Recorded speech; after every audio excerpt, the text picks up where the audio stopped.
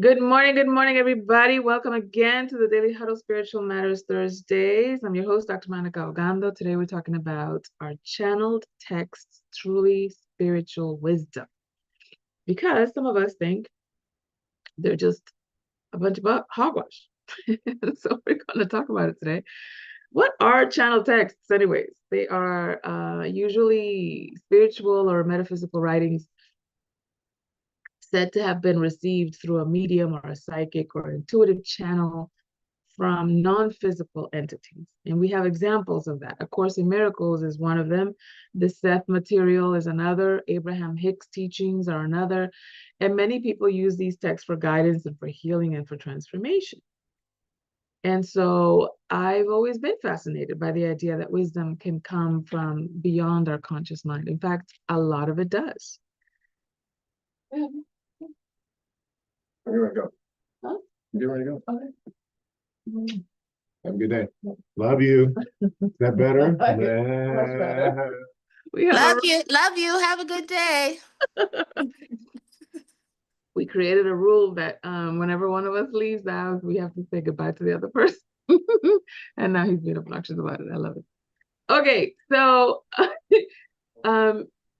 I've always been fascinated by the idea that wisdom could come from beyond our conscious mind. And in fact, a lot of it does. I don't know if you've ever had this experience of, I don't know how I know this. Like sometimes you've heard something for the first time and it resonates so deeply with you. Like, why do I know this? This is the first time hearing it. Right? Has that ever happened to you? Put a 1 in the chat if that's ever happened to you. Or if perhaps you've said something to someone and it just sounded like cosmic truth. That you were like, whoa, where did that piece of intelligence come from? Right? That didn't sound like me. And so you want to think about for yourself some of the ways in which you have criteria for your own spiritual wisdom, right? Whether it comes from a particular place or not. How does it land with you is much more important than where it comes from. And I'll tell you why. Because I have been a fan for a very, very long time of movies. And some movies you would think, oh, they're just action thriller, pew pew, action thriller, whatever. And there's actually a lot of metaphysical wisdom in it, if you know where to look. And so for me, the argument that I'm making is it doesn't matter where the quote unquote wisdom comes from. It's much more important how it lands with you and how you interpret it and how you resonate with it and how you can apply it and implement it. Because that is ultimately the test, anyways, whether it's spiritual wisdom or not, right? Some people can give you biological, medical wisdom. And if you don't use it, if you don't resonate with it, what does it matter if it comes from, a trusted source? So spiritual wisdom are universal truths that transcend time and culture. Those are teachings that inspire personal growth and compassion and alignment with a higher consciousness. And again, those are 3 points, 3 criteria that I'm going to give you for whether that wisdom is for you or not. First, does it resonate? First, universally, and secondly, personally. Does it resonate with you? Does it elevate your consciousness or deepen your understanding? And then 3, does it inspire you to create positive change or healing in your life? Does it inspire action? Because the idea is that wisdom can come from any source as long as it aligns with these criteria. You can compare that with other spiritual texts, whether it's scripture or poetry or philosophy. You can compare it with non-spiritual material, like movies or songs, right? And let's get to the channel text for a second. How are they created? Because for some people, some folks create channel text through trance state. Edgar Cayce was one of those people in history. I think he existed in the 1800s, early 1900s, where he went into a trance state and was able to just shell out information about people, about their conditions, diseases, how to heal them, how to handle something, you know, how to heal drunkenness, how to heal cancer, how to heal whatever for that particular person. For others, like Neil Donald Walsh, who came up with the book series Conversations with God, it was through automatic writing, where he just put pen to paper and just let it rip without an idea of what he was actually writing, just let the words form on in his hand. And then for others, it was receiving messages from spirit guides or from higher realms, like Dr. Helen Chuckman with A Course in Miracles. So a lot of the ways in which channel texts are created, excuse me, a lot of the ways in which channel texts are created have a lot to do with how we get into higher consciousness. For different people, it's different ways. And sometimes that makes me ask, I don't know about you, but sometimes that makes me ask, what's the role of the channeler's consciousness, right? Because it's almost as though they are a filter. Imagine that your coffee changes taste based on the filter that you use, right? Or your tea, if you're a tea drinker. In the same way, is the channeler simply a vessel, or does their personality influence the content? Can they receive certain things that the channel wants to send through, but because they cannot receive it, it does not come through? That's always been a question in my mind. And so there's this skeptical view, like channel text must be the subconscious mind at work.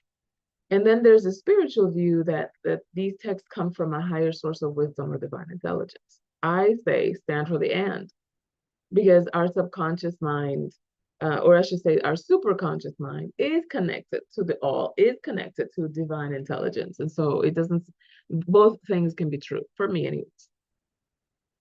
And so how do you approach channel text? Have you ever read any of them? Like, I know I've mentioned last week, A Course in Miracles, but have you read any others, like the Seth material, or like Abraham Hicks material? Let's see what else. Conversations with God, The Celestine Prophecy. All of those books are supposedly channel texts. Have you read any of those or are familiar with what I'm talking about? Put a 1 in the chat if you have. Let me see what your familiarity with this thing is. Let us see, darling. Yes, no? Are we typing? Oh, okay. You are familiar. Okay, great. All right, fantastic. I forgot who the audience is. You know what I mean? Like, of course you would see. Of course you would know. All right. So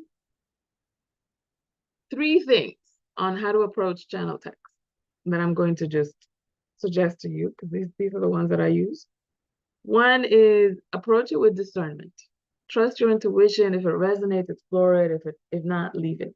Don't argue with the thing. Like, how can you argue? How can you argue with something that somebody got from above? Like, right? And so, not to say that it's unquestionable. I'm just saying it's unverifiable, right? So you can question all you want, but what?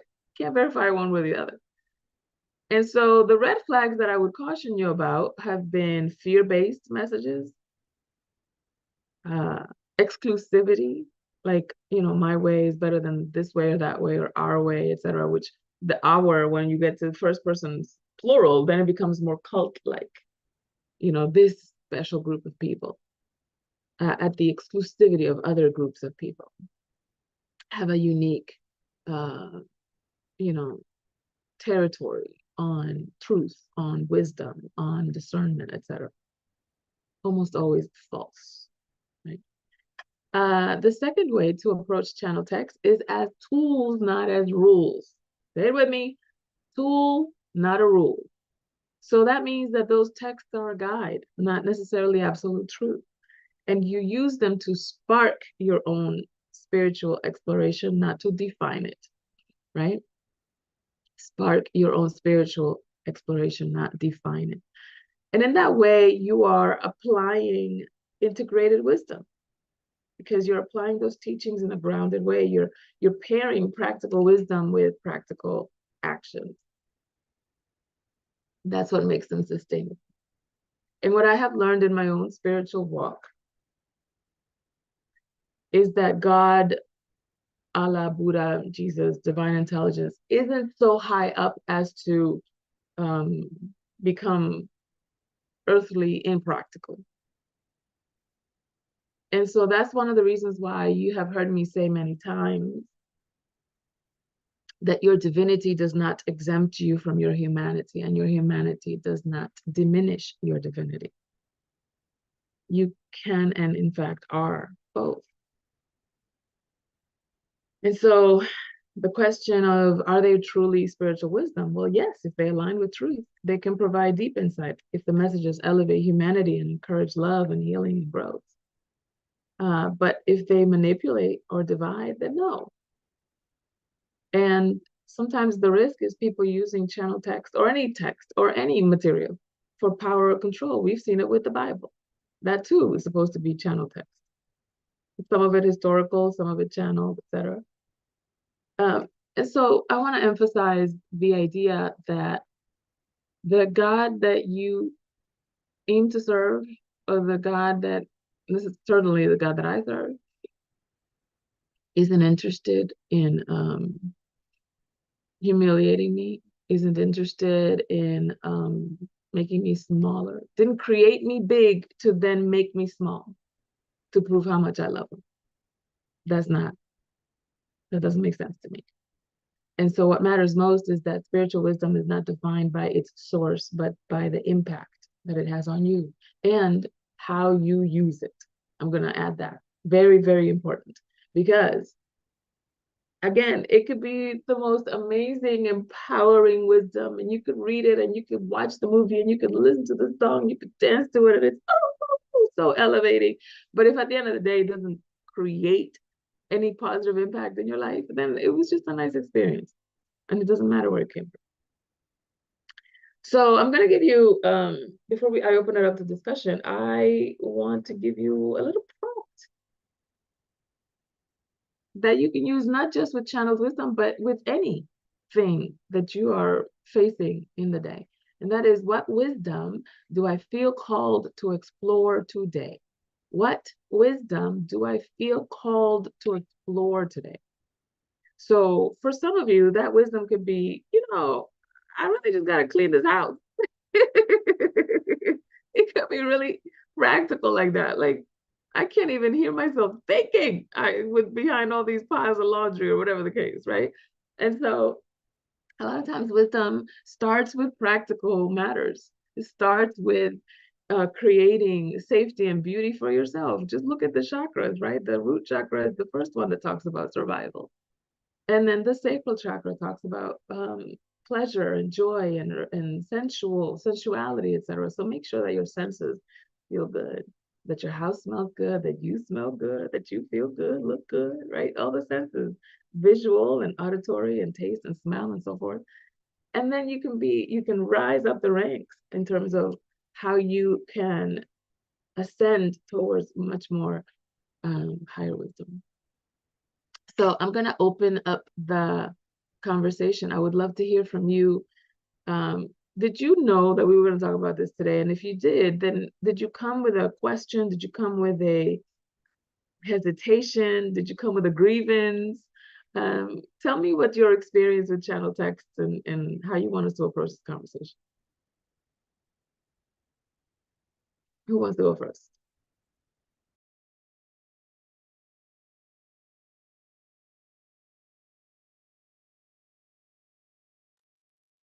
Let's see. Oh, I will. Hello, Michelle. Come on on. Hello, good morning. Good morning, darling. I believe I didn't know we were having this conversation this morning, but I believe it's true, because even from years ago when I was reading Edgar Casey's material that goes way back, it made sense to me.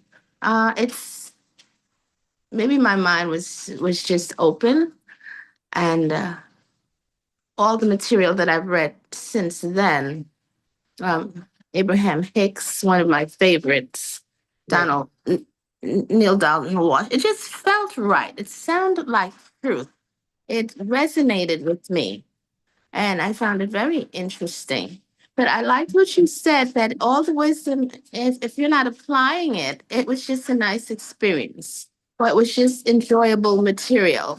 Because if it's not transforming me in some way, then yeah, yeah, Yeah, well, it's yeah. nice. It's nice. It's a good read, or but it doesn't bring about change. It's almost as if I might as well have read a comic book. Mm-hmm. Right. And So there's a lot of wisdom in comic books. Thank you, Stan Lee. yes, yes.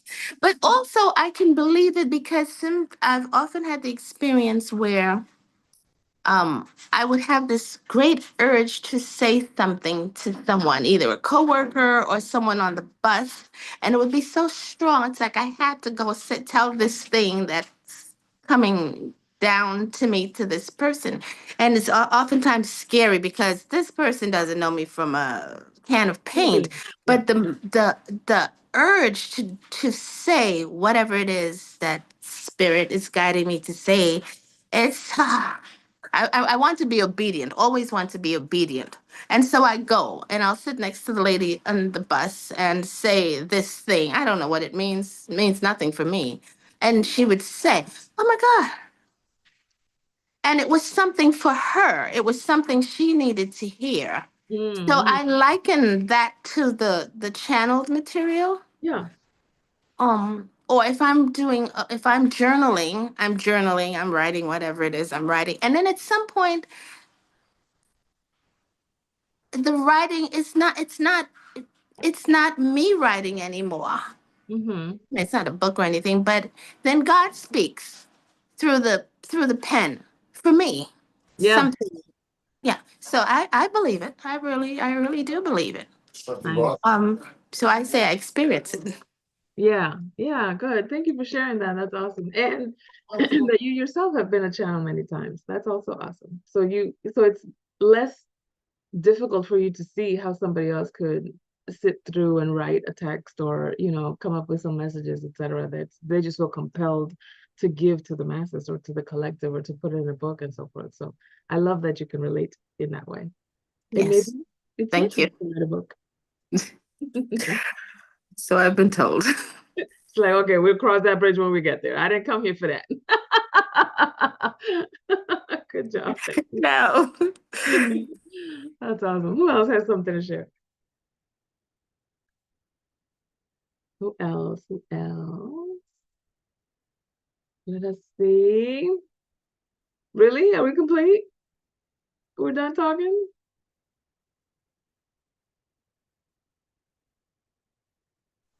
Monica, would you state the question again? What is your thought about channeled thoughts or your experience with it? Maybe not just channel texts. Maybe you've had your own channel experience. And so did you have a confirmation, a revelation, a grievance around this topic today? Hmm. Well, I can relate to what Michelle said. Mm-hmm. There'll be times when something will occur to me. That's how I perceive it, right? Something will occur. And sometimes it's a share, Mm-hmm. but other times it's almost like instruction or direction or uh, encouragement to be a certain stand, or you know what I mean, to stand firm in some matter or whatever. Mm-hmm. But it doesn't feel like thought. It feels like it's an occurrence. Uh-huh. And for some reason, it tends to happen around water. Yeah. Water is a conductor. Interesting. Mm. Yeah, interesting. I think you know this, Rose, that I am a huge fan of movies and can often see the metaphysical teachings in movies. And one of the things that I have noticed in like hero movies, action movies, and so forth, is that is that when there is an emotional thing happening in the movie, meaning some kind of emotional transformation, some kind of shift in the tone of the movie or whatever, it usually happens around water. Whether it's raining or whether it's, a body of water, a lake, an ocean, whatever. But it usually does happen around water. And I think that's so cool because I've often wondered, like, does Hollywood know that they're like, and of course I would assume that they do because a lot of the symbology has to do with the art of screenwriting and so forth. So What is the significance of water? well, the water element represents your emotional body, just like the earth element represents your physicality and your material world. And you'll see that in the Bible too, that when there's an emotional transformation, the character we know as Jesus is also around water. So there's, for example, he's on a boat and the water is just crazy and the disciples are freaking out and he's like, peace be still, and the water's calmed down. Yeah, that's because your Christ consciousness is telling your emotions like, chill, I got this. And Peter represents the faculty of faith, and he's like, if your faith keeps stayed on the Christ consciousness, you too can be above your own emotions. And so, there's a metaphysical way to interpret those stories as well, instead of the literal one. And I find that the metaphysical way is far more empowering and relevant in my life. Somebody says ideas come.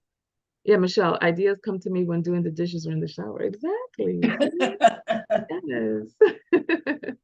That's exactly. We all channel. But again, the question is, number one, does it resonate? Number two, can it be applicable? Will you apply it? Because, people give you wisdom all the time. Eat your greens, sleep 10 hours a day. What do you do it? No. So what does it matter if it's channeled or not? Thank you, Rose. That was awesome. Thank you. Who else has something? Anybody else? Oh, yeah. Hi, Kurt. I came in here, like 5 minutes into it, so I don't know if I missed something, but I'm hearing a lot of individual experience in terms of our own space with what we read, what we watch, and kind of how we do it alone. So is what we're doing right now, is it applicable to group experiences? Because that's what this conversation has me thinking in terms of the last 5 years and being able to do like the daily huddle and things that I do other times throughout the week What a to, great question. yeah, because I really feel it like with how in the last 5 years we've been reaching people all around the world and really becoming aware of how we resemble experiences in other countries. And it doesn't matter where people are, we're kind of in some sort of unified experience, and seems like the practice of discernment is a part of this. Yeah. Michelle says we are also conduits for each other. Absolutely. I think that it is sometimes easier to notice and to communicate individual impact of a channel text or of an inspirational text or whatever the case may be, than it is to notice it collectively. It takes, the wave needs to rise higher in order for you to notice the collective impact. And sometimes that could happen, like you said, over years, right? It's been 5 years that we've been doing the Daily Huddle. Woo, woo, woo for us, right? That we've been we stuck to it. So yay for the Daily Huddle family. And I think that the conglomeration of everybody's individual impact and individual attendance and individual presence in the experience has a lot to do with the collective impact that you may notice. And again, if it's through culture, if it's through generations, sometimes it takes a good 10, 20 years in order for you to notice a difference. That's why visionaries sometimes look like crazy people at the beginning, because nobody's listening, nobody's following, and everybody's like, have you gone mad, man? And then 10, 20 years down the line, it's like, she's a genius. How does she know? You have to stick with it long enough for it to make a difference collectively. So I love that you brought that into the conversation, Kurt. Thank you. You bet. Sounds good to me. Yeah, awesome.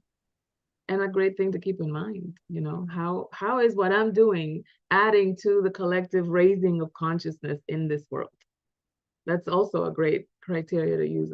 It's not just how am I applying it, because that can be self-serving, but how is this impacting the collective consciousness? Am I adding to the positivity, or am I adding to something else?